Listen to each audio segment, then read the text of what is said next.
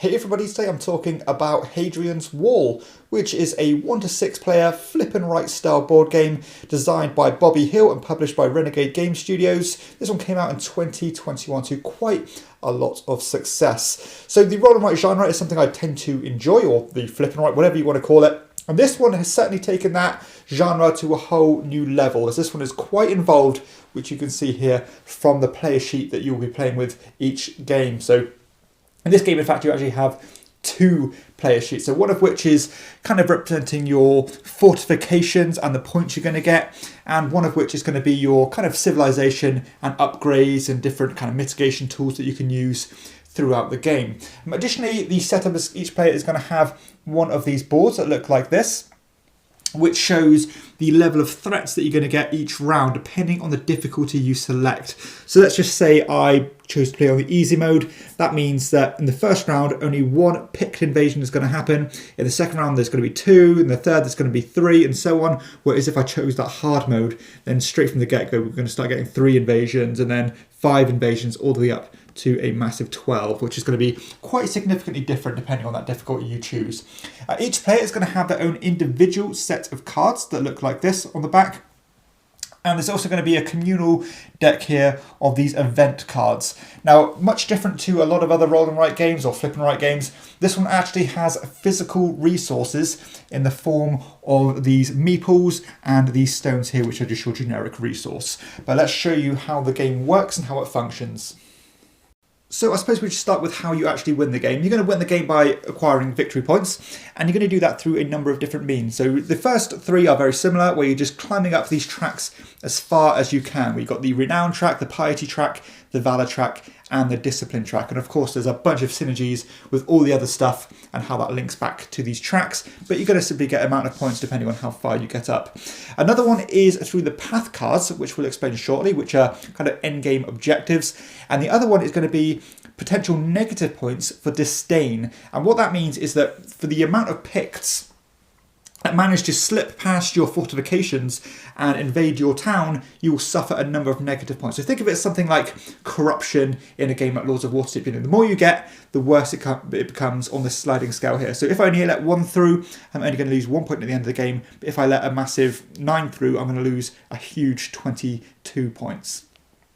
So the first things you're going to do on a turn is you're going to flip one of these event cards over that look like this, and this will show all the different resources you have to work with for that particular round. So you can see here I get one of these gladiator resources, you get one of these blue ones, 3 of these purple ones, 2 of these yellow ones, and 1 resource. And you're going to take all those from the bags and you're going to add them to your supply ready to be used.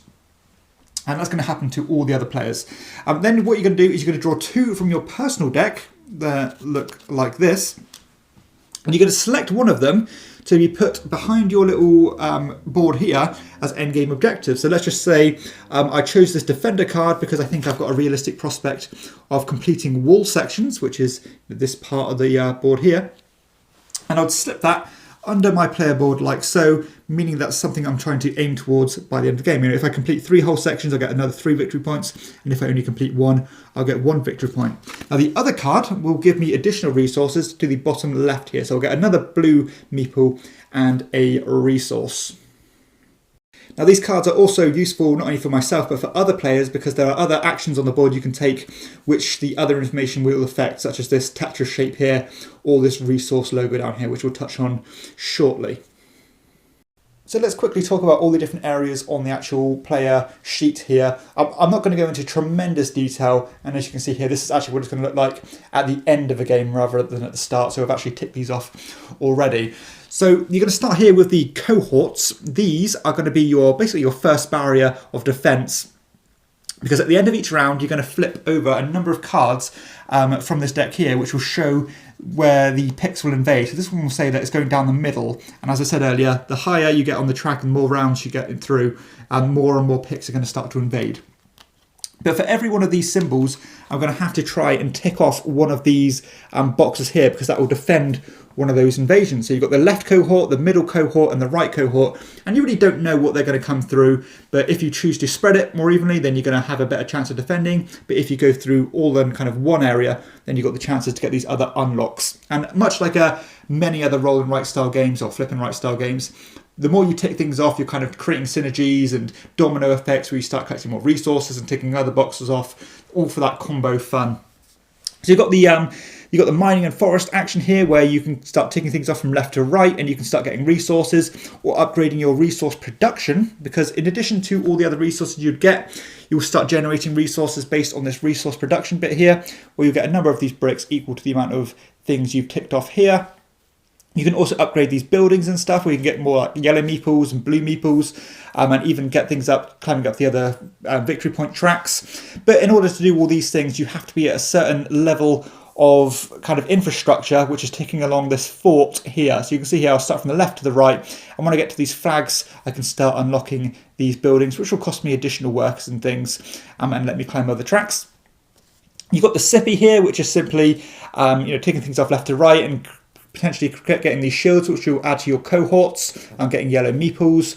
You've got the wall guard, which will cost the gladiators, which is like the rarest resource, which again will get you more cohorts, which are great, and up that discipline track.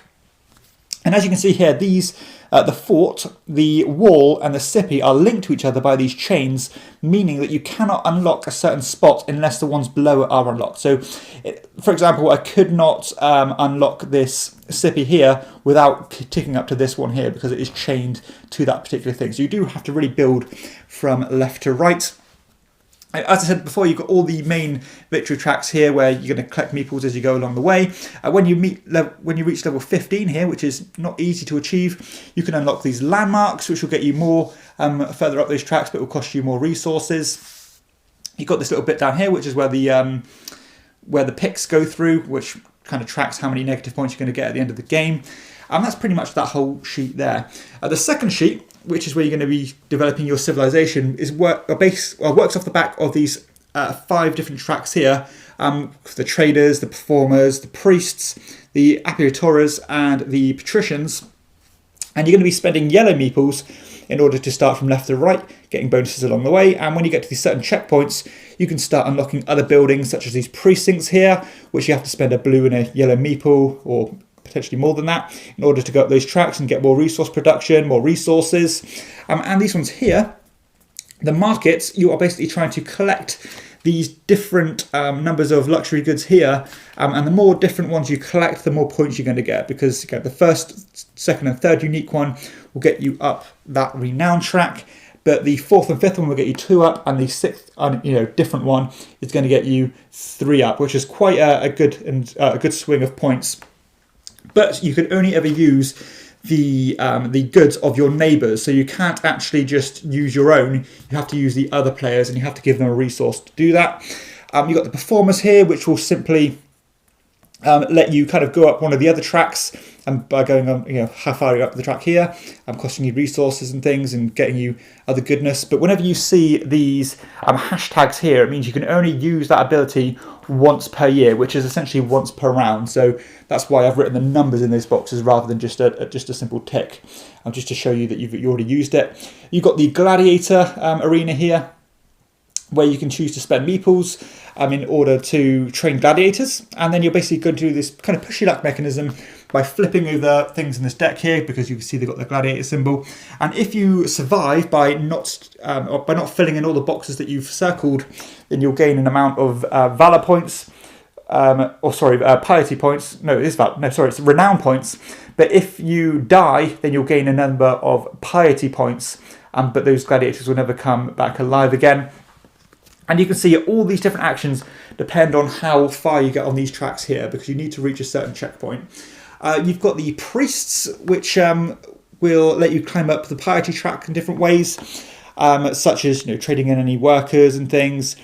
This one here actually lets you not only climb the piety track, but also lets you ignore one of the picked cards that come through. So these are a good kind of contingency plan. You can get these other things as well, such as these small gardens, which will let you go up all these different things.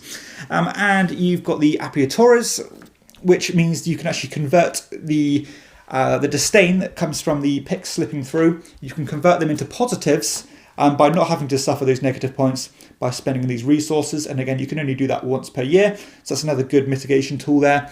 And you've got ones here that let you convert meeples into other meeples. And finally, you've got the patricians here, where you are simply going to boost your cohorts, like make your cohorts stronger by investing these resources and meeples in order to basically boost one of the cohorts up, like the left one, the right one, or the center one, and you can kind of, I've used mine up here, but you can use them as a fallback. Where if one slips through, instead of taking the disdain, you can instead circle that box in, not to suffer those negative points. And finally, you've got the little bit down here, the scouting area, which simply lets you use these Tetris shapes, either from your own or other players, in order to fill up that little block there, to get unlocks and also to get points, depending on how many rows you complete, giving you valor points there.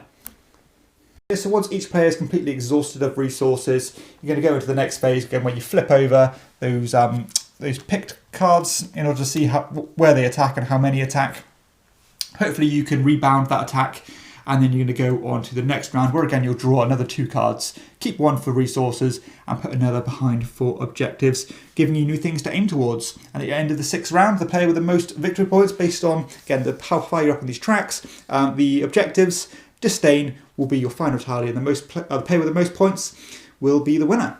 Let's go into some final thoughts on Hadrian's Wall. So first up, this game offers more than what you'd want from a flip and roll and write style game, where you have combos galore. Whatever you do in this game, you are climbing tracks, you're getting more meeples, more resources, better bonuses, and all that good stuff, which I tend to really like. I like the fact that everybody starts with the same amount of resources, which is going to completely change the pace of the game. Maybe you'll have a very kind of civilian heavy bunch of cards that come out, meaning that you'll really do well on these tracks, but maybe not do so well in other areas. But you still do have that little bit of differentiation by means of the other resources you get here, so you can try different things.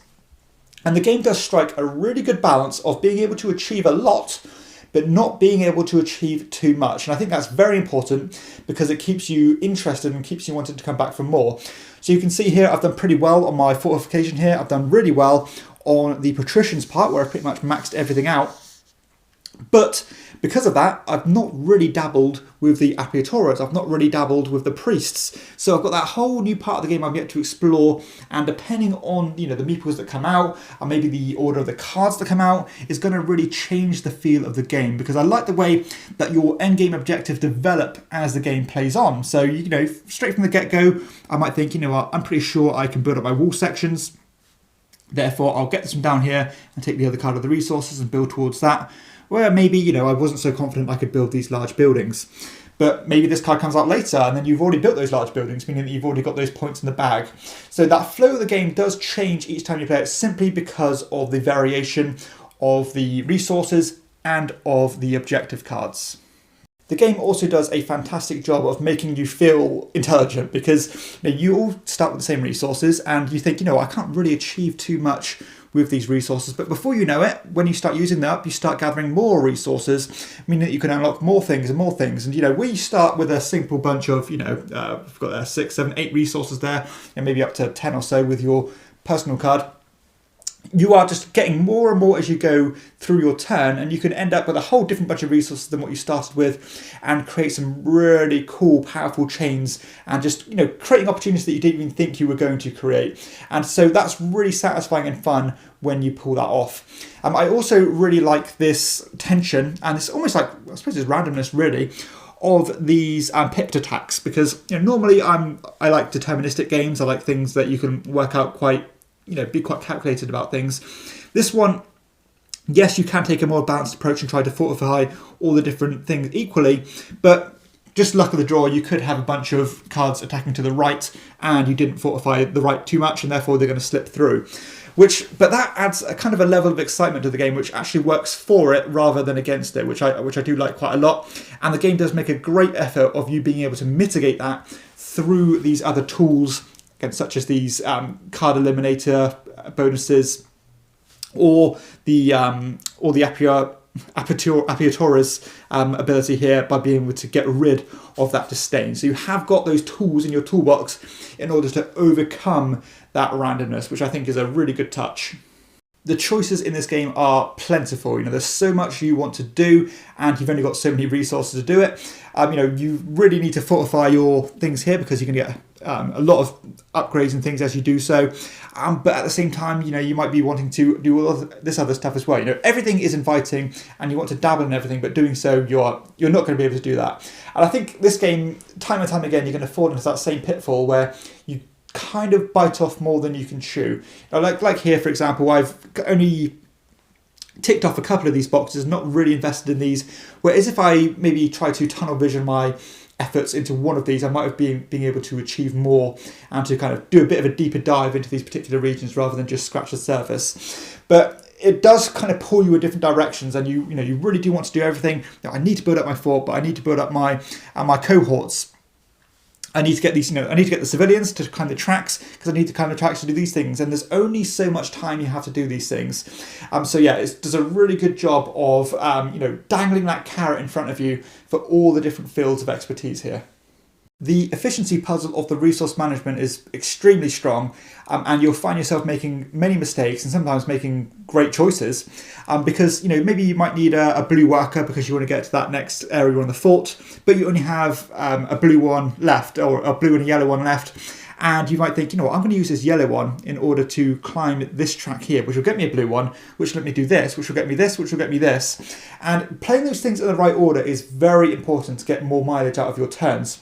Because if you do not use all your resources at the end of the round, then they're all going to be lost. So you are kind of starting from scratch round after round, and there is that puzzle of how you're going to get the max benefit out of each of those resources. You can't really just use them as a throwaway decision, at least if you want to play well. Yeah, you can do that, and you'll probably end up doing quite well even if you do just go more on a gut reaction. But if you do take that step back and use a more calculated approach on how I can get the maximum out of these resources, then that will kind of differentiate you from the other players and take this whole gaming experience to a next level. So from a mechanical and a decision kind of perspective, this game is very strong. There's a lot to mull over here. Now, I will say that a couple of the mechanisms are less intuitive than others, particularly the gladiator one here. This has taken me just a few times to explain this to other people, to say, this is how it works. Maybe it's not so intuitive. And the same goes to the market bit here as well. The time investment for Hadrian's Wall is a strange one because this game does take around an hour to play, and the average roll and flip and write style game usually takes 20 to 30 minutes. So you're talking 2 to 3 times as long as your average roll and write game. Now, I'm not saying that time frame isn't warranted because you do get a lot of gameplay here. There's a lot of build and crescendo, and you're unlocking more and more and more. But for me personally, and I'm not sure if this is a psychological thing, at the end of that hour, I feel like I've played 2 or 3 roll and write games back to back rather than playing one big game. And that's quite a hard thing to explain, but it's how I feel. So yeah, be prepared for that. And again, I'm not sure if it's a personal psychological thing where as soon as I see a bit of paper and a pen, I'm probably thinking it's going to be a lighter, quicker experience. There is also limited interaction with the other players in this game. Mostly you are just have your heads down in your own sheet. You can all play simultaneously without having much effect on one another. Now, there are some simple things that you can use with the other players, such as using their Tetris shapes from their own personal cards and, using their resources, which is fine.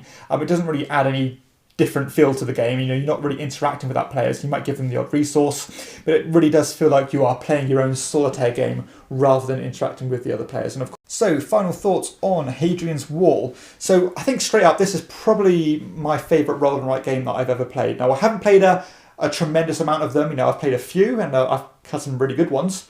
But that does come with a caveat because the game does take twice as long as any other roll and write or flip and write style game that I've ever played. So be prepared for that. It does take a lot longer than your average one, and that experience is more, but is it that much more? I'm not quite sure. There's a lot going on here, and it does look intimidating, but everything in its own right is pretty simple and digestible once you've played this one a game or two. So it's not overly complicated once you get it. I do like the way that everything's synergized with each other. It has that amazing domino effect, bonuses. You get this, you get this, you get this, get stronger, longer, more extravagant turns each time you play, which feels fantastic and it feels very satisfying. So yeah, the experience is great.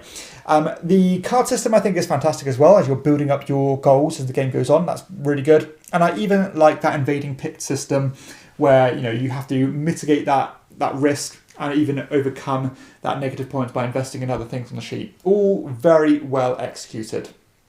Now, despite not disliking anything about the gameplay itself, I do feel like I would have to make a conscious effort not to play this one too often and to keep those gaps of time in between each play there, just to keep the game feeling fresh, because as I said before, you are playing the same sheet every single time, and I personally can find myself falling into that trap of doing the same thing each time. I do feel like the game pulled off everything it aimed to achieve, taking this genre of games to the next level, making it more gamified without making it too overwrought and too complex. And I do think it's done a good job of that. And believe it or not, this game is actually one of the only exceptions where I would happily play this one solo. I'm not a solo gamer. I very rarely try solo modes or even play games by myself. This one is one that I can see myself doing or playing quite often by myself, because it offers such a cool experience in without any additional setup, without any additional fiddliness, and you're pretty much getting the whole experience. In fact, you are getting the whole experience, whether you play this by yourself or with others. I would say that if you're on the fence with this game, you might think it's a bit too much going on. I would say give this one a go, because you know what, even though there is a lot of iconography, more than enough, it is all pretty digestible, and it all does make sense once you play just a few rounds of this one. Everything does click into place, and it's not as bad as it looks.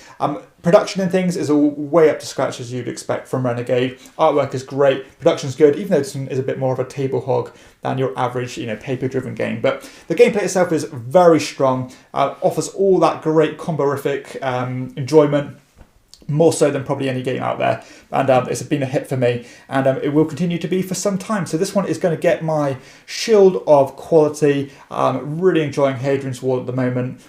Just a fantastic game. So that is Hadrian's Wall. Go check this one out.